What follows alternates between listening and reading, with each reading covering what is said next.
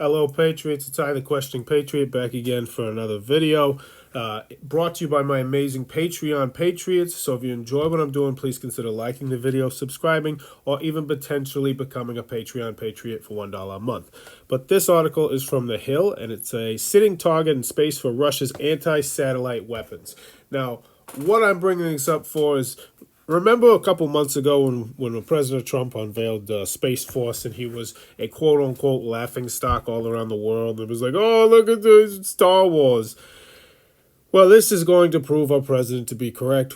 Yet again, U.S. Space Command has revealed evidence that Russia conducted a space-based anti-satellite weapon test on July 15th. This is but the latest in a growing number of counter-space capability tests conducted by an ever-expanding number of countries and flies in the face of our nation's policy to not weaponize space. It is time to face reality. With Russia, China, and other countries moving to weaponize it, space is now a war-fighting domain. The United States must ensure the organization it recently stood up to deter, and if necessary, to defeat an adversary's hostile use of space. The U.S. Space Force and U.S. Space Com have the necessary resources to fulfill their vital missions. So this is where things start to get scary for me, because I do not believe we will ever have a nuclear winter or a nuclear war. I just think people realize how devastating and deadly they are, and how having those materials even in your own country is still incredibly dangerous, okay? I think we all realize this. However, if you could work on that sort of thing in space and you could make sure it drops pinpoint accuracy exactly where it needs to drop, because they could do that. They could fly this giant craft right over New York City and they could unleash hell on Earth for millions of people. And it's terrifying to think about that.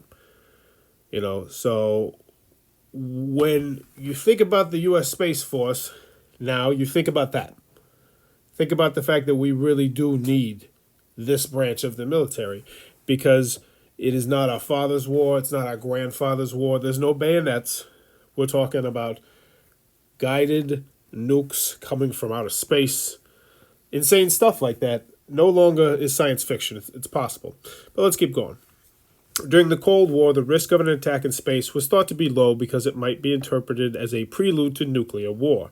Historically, the United States and the Soviet Union broadly agreed not to interfere with each other's national security space assets because they were implicitly subsumed under the deliberately vague definition of national technical means for treaty verification.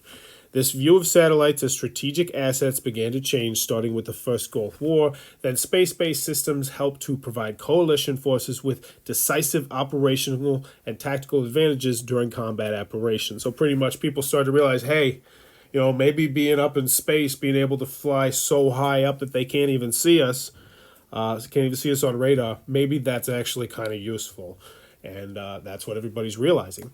Today, the United States relies on space to project power globally, certainly to a greater extent than potential adversaries that would have the benefit.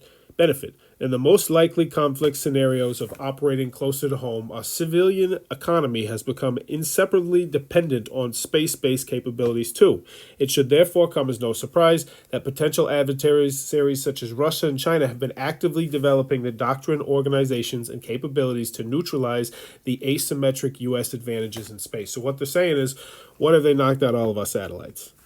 What if they knocked out all of our maps, our GPS? That's in space. What if they did all this, and all of a sudden we couldn't communicate with each other, and they start striking us? You know, science fiction. It's no longer science fiction, friends. This is real life. This is potential things that our U.S. government does have to worry about. Unfortunately, as the space domain has grown increasingly contested, the U.S. national security space enterprise has not kept pace. Many of the systems in use have designs dating to the Cold War, when requirements were driven by performance rather than resilience, resulting in systems that became increasingly complex, integrated, and expensive. Although sensible at the time, such systems are not well suited to today's strategic environment. As General John Hyten, Vice Chairman of the Joint Chiefs of Staff, put it, they present juicy targets to potential adversaries and would take years to replace if degraded or destroyed. The causes of our current state of affairs are numerous, including onerous, costly acquisitions processes, fragmented authority for space acquisitions across dozens of agencies. And yeah, this is all above my pay grade at this point. This all seems really complicated and complex. It felt like, okay, I can understand the first paragraph, the second paragraph, but like every paragraph, it just got deeper and deeper.